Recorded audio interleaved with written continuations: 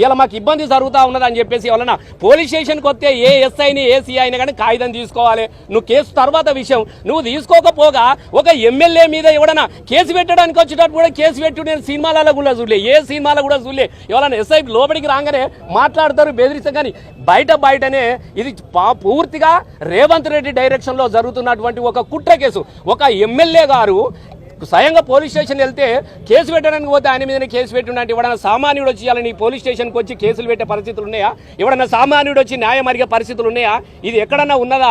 కాబట్టి ఇది మంచి పద్ధతి కాదు. సరే అయిపోయింది. సహచర శాసన సభ్యుడు పక్కనే మా హరీష్ అన్న ఉన్నాడు. అన్న నా దగ్గరికి పోలీసులు వచ్చినారు, మరి ఏం చేస్తారో తెలియదు, ఎందుకు వచ్చిరో కూడా తెలియదు. ఎందుకన్నాడు నోటీసు లేదు, ఏది లేదు, ఊరికే నాచివిడు. నిజమైన పోలీసులా లేకుండా పోలీసులు ఏషాలు వేసుకొని వచ్చిర్రా, ఎటడో వేస్తున్నారు, నాకు భయం అవుతా ఉన్నదని చెప్పేసి హరీష్ అన్నకు ఫోన్ చేస్తే పక్కనే ఉన్నటువంటి ఆయన ఒక మాజీ మంత్రుడు, తెలంగాణ ఉద్యమకారుడు. హరీష్ అన్న లేని ఉద్యమాన్ని చూసి అయ్యాన్ని మేము ఒక్కటే చెప్తున్నాం, అసలు వీళ్ళు ఎంత విచిత్రమైన మనుషులు అంటే గీ లాఠీలు తూటాలు కొత్తనవా మేమే కదా లాఠీలిరిగిన ఓహో లడాయి మానం ఓహో పిడుగులు పడ్డా ఓహో మడుమలు దిప్పం ఆహా సమాజహితమై సాగే పోరుల చావోరేవో తేల్చుదాం జై బోలో తెలంగాణ అని వేలాది మంది పోలీసుల నిర్బంధాల మధ్యన జైబోలా అని పాటలు పాడి ఎన్నిసార్లు జైలుకు పోలేదు, ఎన్నిసార్లు పోలీసు లాఠీ తూటాలు మేము తినలేదు. ఇదొక లెక్క కాదు. కానీ ఏదైతే నువ్వు తెలంగాణ ప్రజలను అవమానించే విధంగా నువ్వు ప్రవర్తిస్తున్నావు,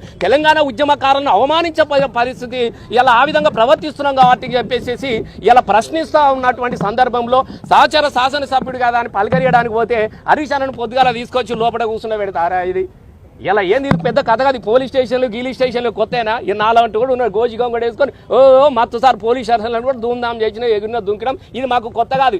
1000 కేసులు కాదు, 1,00,000 కేసులు పెట్టుకొని 1,00,000 సార్లు తీసుకొచ్చి లోపల కూర్చుని పెట్టు. ఉన్న పోలీసులు అంతా బాధపడతా ఉన్నారు లోపల. నిజంగా నాకు చాలా ఇలా మేము గర్వపడతా ఉన్నాం తెలంగాణ ఉద్యమ బిడ్డలుగా. అన్న తెలంగాణ రాష్ట్రం వచ్చింది కాబట్టి ఇలా మేము ఇక్కడ ఉన్నామని కొంతమంది, దయచేసి కొంతమంది కేవలం పాలకులకు తొత్తులుగా వ్యవహరిస్తున్నటువంటి పై ఆఫీసర్లు కొంతమంది, కానీ లోపల ఉన్నటువంటి సామాన్యమైనటువంటి వాళ్ళందరూ కూడా చాలా బాధపడతా ఉన్నారు. సార్ మేము ఇట్లా చూడలేకపోతున్నామని. ఈ సారు ఈయన సాక్షాత్తు ఒక మాజీ హోమ్ మినిస్టరే, అరే ఎవరికి కూడా కనీసం అది లేదు, ఇంత గౌరవం లేకుండా ప్రవర్తించడం అనేది చాలా ఇది మంచిది కూడా కాదు. ఈ రాష్ట్ర ప్రభుత్వానికి కూడా మంచిది కాదు. మేము ఒకటే చెప్తా ఉంటున్నాం. కాళోజీ గారు ఒక మాట చెప్పిండు, ప్రాంతం వాడు ద్రోహం చేస్తే ప్రాంతంలోనే పాతర పెడతాం, ప్రాంతేతరుడు ద్రోహం చేస్తే ప్రాంతం అవతలి దాకా తన్ని తరుముదామన్నటువంటి కాళోజీ కలం సాక్షిగా ఈ ప్రాంతం వాడు ద్రోహం చేస్తుంది. కాబట్టి మళ్ళా ఏడాది దినం వరకల్లా ఈ ప్రభుత్వానికి తగిన గుణపాఠం తప్పకుండా ఇవాళ నువ్వు తీసుకున్నటువంటి నిర్ణయంతో తప్పకుండా నీకు గుణపాఠం తప్పదని చెప్పేసి మేము హెచ్చరిస్తూ ఉన్నాం. ఖచ్చితంగా మేము చెప్తా ఉన్నాం. మరొక 5-10 నిమిషాల్లో, ఒక అరగంటలో కౌశిక్ రెడ్డితో పాటు ఎవరెవైతే ఇక్కడ జగదీష్ అన్న కావచ్చు, ఇక్కడ ఉన్నటువంటి హరీష్ అన్న కావచ్చు, చాలా మంది అక్కడక్కడ ఎవరన్నా పలకరియడానికి వస్తే ఇక మా వాళ్ళని పాపం ఆడోళ్ళని కూడా తీసుకోపోగలను. షామిరిపేట్ల, ఒకరిని శంషాబాద్లా, ఒకరిని బోరుబండలా, ఏదైనా నాకు అర్థం కాదు. ఏం దొంగతనాలు చేసిరా? ఏమైనా ఇంకేమైనా పని చేసిరా? అరే ఒక ఉద్యమకారుడు, ఒక మాజీ మంత్రి ఇక్కడ తీసుకొచ్చిరని పలకరించుకొచ్చినట్టే ఇక్కడ నుంచి బస్సులు పెట్టిరు, ఇంకా నడువురు ఎక్కిరని. ఇది మంచి పద్ధతి కాదు. తెలంగాణకు కూడా ఇది మంచిది కాదు. ఇది తెలంగాణ రాష్ట్రంలో ఇట్లాంటి మేము చూడలే. ఎప్పుడన్నా మేము తెలంగాణలో ఉద్యమం చేసే తీసుకుపోయి కూర్చుని పెట్టిరు, మాట్లాడి పంపించారు. కానీ ఇదేందండి నాకు అర్థం కాదు.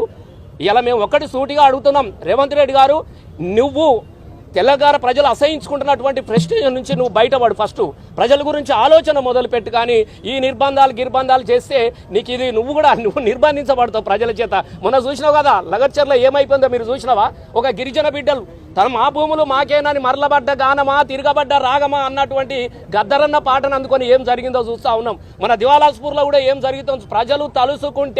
ప్రజలు తలుసుకుంటే నీకు పతనం తప్పదు. నువ్వు ఇంకా వెర్రి భ్రమలో ఉన్నావు కాబట్టి ఈ భ్రమల నుంచి బయటపడాలి అని చెప్పేసి కోరుకుంటూ తెలంగాణ పల్లెలోన అని చెప్పేసి 2014 ముందు అప్పుడు కూడా కాంగ్రెస్ ప్రభుత్వం ఉండే. గిట్లనే అరెస్టుల మీద, గిట్లనే నిర్బంధాల మీద ఎట్లా బతుకుడు అని చెప్పేసి పాటలు పాడినటువంటి సందర్భం పోవాలి. తెలంగాణ రాష్ట్రం రావాలని చెప్పేసి తెలంగాణ కోసము కొట్లాడి ఎన్నో త్యాగాల సాక్షిగా తెలంగాణ రాష్ట్రాన్ని సాధించుకొని ఈ నిర్బంధాలకు వ్యతిరేకంగా పోయినాం. లాఠీ తూటలకు వ్యతిరేకంగా కొట్లాడి సమైక్యాంధ్ర ప్రభుత్వ విముక్తి చేసుకొని తెలంగాణ రాష్ట్రాన్ని తీసుకొచ్చుకున్నాము.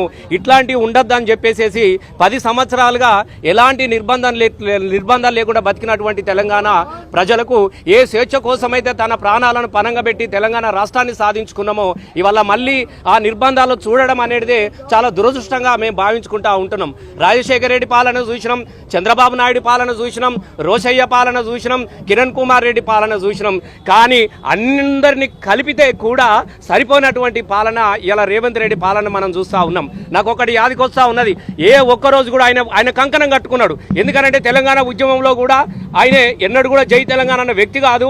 చంద్రబాబు నాయుడు పార్టీలో చివరి దాకా ఉండి తెలంగాణ వచ్చిన తర్వాత కూడా చంద్రబాబు నాయుడు గుర్తు మీద పోటీ చేసినటువంటి వ్యక్తి. బహుశా ఆయనకు అప్పుడే అనిపించినట్టున్నది, తెలంగాణ వచ్చింది కాబట్టి నాకు అవకాశం వస్తే ఈ తెలంగాణ సర్వనాశనం చేయాలి, తెలంగాణను అల్లకల్లోలం చేయాలి, తెలంగాణలో నిర్బంధాలు పెంచాలని చెప్పేసి తెలంగాణ ఉద్యమంలో ఆ రోజున తనే స్వయంగా తుపాకీ పట్టుకొని బయలుదేరితే ఇలా అధికారాన్ని మట్టుపెట్టుకొని పోలీసులను అడ్డం పెట్టి మళ్ళీ తుపాకీ రాజ్యం చేయాలని చేసి చూస్తున్నటువంటి వైనము ఇలా రేవంత్ రెడ్డిలో మనకు కనబడతా ఉన్నది. ఇలా ఒకటి గుర్తు చేసుకోవాల్సిన అవసరం ఉన్నది, సంవత్సరం వచ్చినది, విజయోత్సవాలు చేస్తున్నాం అని చెప్పేసి వాళ్ళు జిల్లాలకు వెళ్ళినప్పుడు అక్కడ మంది రావడం లేదు. బస్సులను పెట్టి భయభ్రాంతరాలు చేసి పైసలను పెడితే తీసుకొస్తే కూడా ఇట్లా నిలబడి అట్లా వెళ్ళిపోతున్నారు. కాబట్టి ఆ అక్కసుతోని ఇవాళ మళ్ళీ మాకు బీఆర్ఎస్ రూపంలో ఒక ప్రమాదం పొంచి ఉన్నదన్నటువంటి ఒక అక్కసుతోని ఇవాళ బీఆర్ఎస్ పార్టీ యొక్క ఎమ్మెల్యేలను, బీఆర్ఎస్ యొక్క పార్టీ కార్యకర్తలను టార్గెట్ చేసుకుంటూ ఇవాళ మళ్ళొక్కసారి భయభ్రాంతులను చేసే ప్రయత్నం కూడా జరుగుతున్నటువంటి విషయం మనకు కనబడతా ఉన్నది. నిన్నటికి మొన్న మా కరీంనగర్ జిల్లాలోనే మానకొండూరులో కూడా ఒక సభ జరిగింది. ఇక్కడ ప్రజా ఉత్సవాలు అని చెప్పేసి ఇలా కాంగ్రెస్ నిర్వహిస్తూ ఉంటే ఇది మాకు సంవత్సరికం అని చెప్పేసి ప్రజలు నిర్వహించుకుంటున్నటువంటి సందర్భం కనబడతా ఉన్నది.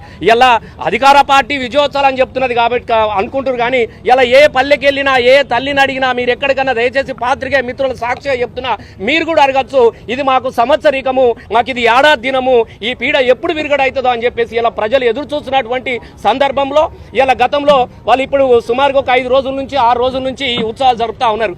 ఎట్లా జరుగుతున్నాయో కూడా మీ అందరికి తెలుసు. ఎవరు పట్టించుకుంటా లేరు. కాబట్టి ఇవల్ల దీన్ని ఏదో రకంగా ఈ 2 రోజులు ఎల్లదీయాలన్నటువంటి ఉద్దేశంతో కౌశిక్ రెడ్డి, అయ్యా నేను ఒకటే చెప్తా ఉన్నా, ఆపద వస్తే పోలీస్ స్టేషన్కు ఉరుకుతారండి, పోలీస్ స్టేషన్లో పెట్టినారు. మీ ఏ ఆపద వచ్చినా, మీకు ఏది వచ్చినా మేము ఏటీఎం లాగా మీకు పనిచేస్తాం, అంబులెన్స్ లాగా మీకు పనిచేస్తాం, 100 డయాలు కొట్టండి అని చెప్పిండు. అవును, 100% ఆపద వచ్చినది. తన సెల్ ఫోన్ అంతా కూడా అది చేస్తూ ఉన్నారు. ఇలా మాకు ఇబ్బంది జరుగుతూ ఉన్నది అని చెప్పేసి వలన పోలీస్ స్టేషన్కి వస్తే ఏ ఎస్ఐని ఏ సిఐని కానీ కాగితం తీసుకోవాలి. నువ్వు కేసు తర్వాత విషయం, నువ్వు తీసుకోకపోగా ఒక ఎమ్మెల్యే మీద ఎవడన్నా కేసు పెట్టడానికి వచ్చేటప్పుడు కూడా కేసు పెట్టి నేను సినిమాలలో కూడా చూడలే, ఏ సినిమాలో కూడా చూడలే. ఎవరైనా ఎస్ఐ లోపలికి రాగానే మాట్లాడతారు, బెదిరిస్తారు. కానీ బయటనే ఇది పూర్తిగా రేవంత్ రెడ్డి డైరెక్షన్లో జరుగుతున్నటువంటి ఒక కుట్ర కేసు. ఒక ఎమ్మెల్యే గారు స్వయంగా పోలీస్ స్టేషన్ వెళ్తే కేసు పెట్టడానికి పోతే ఆయన మీదనే కేసు పెట్టినట్టు ఎవడన్నా సామాన్యుడు వచ్చి ఇవ్వాలని పోలీస్ స్టేషన్కి వచ్చి కేసులు పెట్టే పరిస్థితులు ఉన్నాయా? ఎవడన్నా సామాన్యుడు వచ్చి న్యాయం అడిగే పరిస్థితులు ఉన్నాయా? ఇది ఎక్కడన్నా ఉన్నదా? కాబట్టి ఇది మంచి పద్ధతి కాదు. సరే అయిపోయింది. సహచర శాసన సభ్యుడు పక్కనే మా హరీష్ అన్న ఉన్నాడు. అన్న నా దగ్గరికి పోలీసులు వచ్చినారు, మరి ఏం చేస్తారో తెలియదు, ఎందుకు వచ్చిరో కూడా తెలియదు. ఎందుకన్నాడు నోటీసు లేదు, ఏది లేదు, ఊరికే నాచివిడు. నిజమైన పోలీసులా లేకుండా పోలీసులు ఏషాలు వేసుకొని వచ్చిర్రా, ఎటడో వేస్తున్నారు, నాకు భయం అవుతా ఉన్నదని చెప్పేసి హరీష్ అన్నకు ఫోన్ చేస్తే